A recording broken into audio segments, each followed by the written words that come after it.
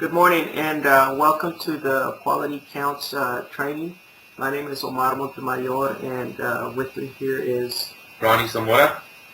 and we're gonna be going through this Quality Counts training for the benefit of those individuals that have not taken this training or have not attended any of the trainings that we have scheduled for this year.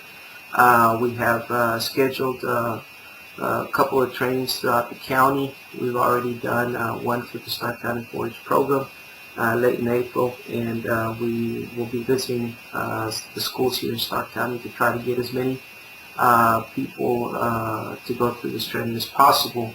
As many of y'all know, this training is coming about as a result of the major shows adopting this training or making exhibitors or making them having to go through this training as a requirement to participate at the major shows. We anticipate that our regional show, the Rio Grande Valley Livestock Show, will soon follow, and maybe possibly our own local show here in Stark County to follow suit and make this a requirement for everybody that participates. So that is one of the reasons why we're doing it, and also it's a good quality program, and we hope that you enjoy it. Before going through this training, we hope that you can come by our county extension office and pick up a handbook, because it's going to be necessary for you to kind of follow along as we go through this training and read along. And there'll be some exercises that we'll pause the slides so you can go ahead and work on those, and then so it's necessary that you pick one of those handbooks up. But anyway, we'll go ahead and get started this morning. First of all, I'd like to go ahead and read a little story, and it kind of sets the tone for this training program. So let me go ahead and start off this morning by doing that. When Tommy was 8 years old, his father registered a lamb born on December the 24th as being born on January 2nd. His father said to Tommy, "It's okay, kid. Everybody does it." When Tommy was 9 years old, his father bred the family's flock of purebred ewes with a ram of another breed and registered the lambs as purebreds. His father said to Tommy, "It's okay, kid. Everybody does it." When Tommy was 10 years old, his 4-H leader and current and county agent tagged and weighed newly purchased lambs a month after the ownership deadline. They both told him, "It's okay, kid. Everybody does it." When Tommy was 11 years old, his parents bought him a registered ewe lamb to show at the county fair and changed the ear tag to their own flock tag. His parents said, "It's okay, kid. Everybody does it." When Tommy was 12 years old, his grandparents bought him a show lamb and left it at the breeder, who fed and fed the lamb until the day before the county fair. The breeder and his grandparents said, "It's okay, kid. Everybody does it." When Tommy was 13 years old, his veterinarian issued health papers for sheep he never inspected and that had foot rot and lamb fungus. He said, "It's okay, kid. Everybody does it." When Tommy was 13 years old, his veterinarian issued health papers for sheep he never inspected that had foot rot and lamb fungus. He said, "It's okay, kid. Everybody does it." When Tommy was 14 years old, his neighbor used an electric animal prod on his lamb to get it to brace. He told Tommy, "It's okay, kid. Everybody does it." When Tommy was 15 years old, and after winning the Grand Champion Market Lamb at the county fair, he said he saw his dad having a beer with the judge and paying the judge $200 for making his son's lamb champion. The judge and his father said, "It's okay, kid. Everybody does it." When Tommy was 16 years old, his FFA advisor falsified the number of Tommy's winning sheep proficiency award entry. His advisor said, "It's okay, kid. Everybody does it." When Tommy was 17 years old, his uncle used LASIK on his market lamb at the state fair to make it way into the lighter class. His uncle said, "It's okay, kid. Everybody does it." When Tommy was 18 years old, his brother pumped the loin of his lamb at the National Sheep Show. His brother said, "It's okay, kid. Everybody does it." When Tommy was 19 years old, his entire family knew that he'd given clenbuterol to his market lambs. They told him, "It's okay, kid. Everybody does it." When Tommy was 20 years old, a friend offered him cocaine. His friend said, "It's okay, kid. Everybody does it." When Tommy was arrested later that night for using cocaine and called his family to ask them to bail him out of jail, they told him, "How could you have brought such a disgrace to your family? You never learned any of this at home. Where did you go wrong?" After hearing of his arrest, Tommy's 4-H leader, FFA advisor, county agent, grandparents, uncle, veterinarian, and neighbors were also shocked. If there's one thing the adult world can't stand, it's a kid who breaks the rules. And that was a story on the first handout of that handbook. And let's go ahead and go through our next slide, which is gonna cover the 4-H mission, as many of you all are 4-H members that are active here in our county have probably seen this in numerous things, especially when you go to your 4-H club meetings. And it reads, "Preparing youth to meet the challenges of childhood, adolescence, and adulthood through a coordinated, long-term, progressive series of educational experiences that enhance life skills and develop social, emotional, physical, and cognitive competencies." And the FFA mission is sort of the same, but it reads, "FFA makes a positive difference in the lives of students by developing their potential for premier leadership, personal growth, and career success through agricultural education." Our next slide is going to go ahead and cover our 4-H pledge and FFA motto. 4-H pledge reads, "To make the best better, I pledge my head to clear thinking, my heart to greater loyalty, my hands to larger service, and my health to better living for my club, my community, my country, and my world." And the 4-H motto reads, "Learning to do, doing to learn, learning to live, and living to serve." And based on what I read to you all earlier about that story about Tommy, in this slide we have some of the developmental assets that you can find in the third handout of that handbook that you should be reading along with.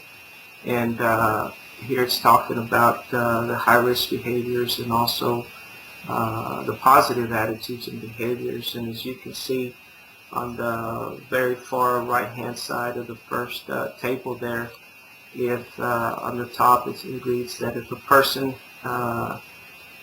possesses anywhere between 31 and 40 of these developmental assets that are on the third page of your handbook, that there is a very low percentage of them having some of those high-risk behaviors that include alcohol use, drug use, sexual activity, and violence.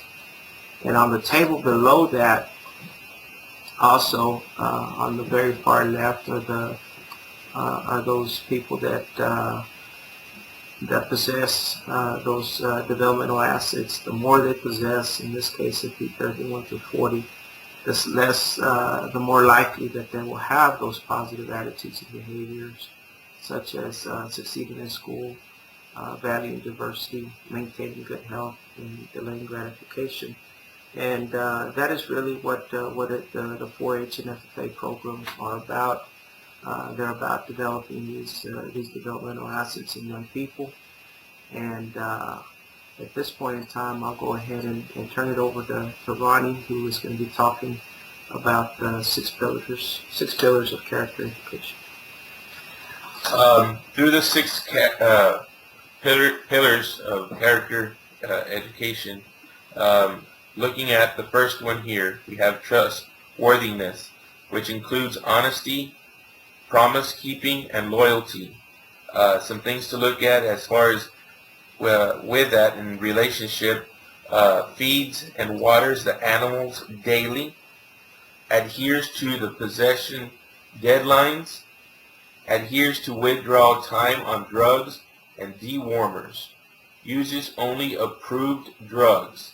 So that's trustworthiness. You go through this on a daily basis at home and such, and with your friends in school, And these guidelines also go through as far as what you do with your livestock, on your farm and such, and being trustworthy.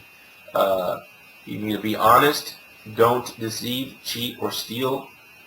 Be reliable. Do what you say you will do. Have the courage to do the right things. Build a good reputation. Be loyal. Stand by your family, friends, and your country. Going down, we have respect, which includes courtesy and proper treatment of people and things. Handles and treats animals humanely. Cares for animals properly. Listens to and follows advice of advisors. Recognizes that animals depend on their caretaker. We also have, how you would use this on your farm, or whether you're showing with your animals. Treats others with respect. Follow the golden rule. Be tolerant of differences. Use good manners. Do not use bad language. Be considerate of the feelings of others. Don't threaten, hit, or hurt anyone. Deal peacefully with anger, insult, and disagreements. As far as, if you're out in the show ring, there's going to be some adults that you're going to be meeting out there around the show ring and in those areas, and you need to be nice to them. You need to go, you never know how this person that you meet might help you down in the near future, help you with your projects and such. So you're going to be meeting a lot of people, so you need to show respect. Just like you would want to be respected upon, you need to do the same thing for the others. Responsibility includes accountability, perseverance, and the pursuit of excellence. Feeds and waters the animals daily, even on a busy or difficult day. Goes beyond providing the daily needs of the animals by giving it extra time and attention to produce a winner. Adheres to deadlines for entry for forms and for arrival at livestock shows. Never gives up in the show ring. Feeds only approved livestock rations. Uses only approved drugs. Some other things to look at. Do what you are supposed to do. Persevere. Keep on trying. Always do your best. Use self-control. Be disciplined. Think before you act. Consider the consequences. Be accountable of your choices. These are all parts of responsibility. Our next one, looking at fairness, involves consistently applying rules and standards appropriate for different age groups and ability levels. Feeds only approved livestock rations. Uses only approved drugs. Accepts winning or losing with grace. Follows rules in the show ring. Follows recommended procedures for fitting and grooming animals. Other things to look at. Play by the rules. Take turns and share. Be open-minded. Listen to others. Don't take advantage of others. Don't blame others carelessly. Being fair, it's important. You're out there, you want to play by the rules. That's very important. If you want to make sure that everybody that's in the show ring has the same opportunities to be judged and their livestock to be judged, for everything to be fair. Going on to the next one. Caring. Promotes the well-being of people and things. Feeds and waters the animal daily. Keeps the stalls and barns clean. Handles and treats animals humanely. Also, some of the things to look at: being kind, being compassionate, and show you care, expresses gratitude, forgives others, help people in need. Caring, when you're out there, caring is going to follow you wherever you go. Sometimes you might see a younger person than you that's out there that needs your help. You need to take care of that person. You might help him later on. They might help you, or you might have an older parent that helps you with your project. Whether it's a family member or a friend, it's very important to show that you care to others. The next one, citizenship, includes making the home, community, and country a better place to live, accepts instruction, accepts winning or losing with grace, helps others at stock shows, teaches younger members, handles and treats animals humanely, ensures that meat is safe for consumption. Other things to look at. Do you share to make your school and community better? Cooperate, staying informed, vote, obey laws and rules, respect authority, protect the environment. These are all important as far as citizenship. What can you do for your community? Whether it's going up and cleaning out trash that builds up around the roads, getting involved with certain organizations, anything to do to help your community to make it a better place for you to live in.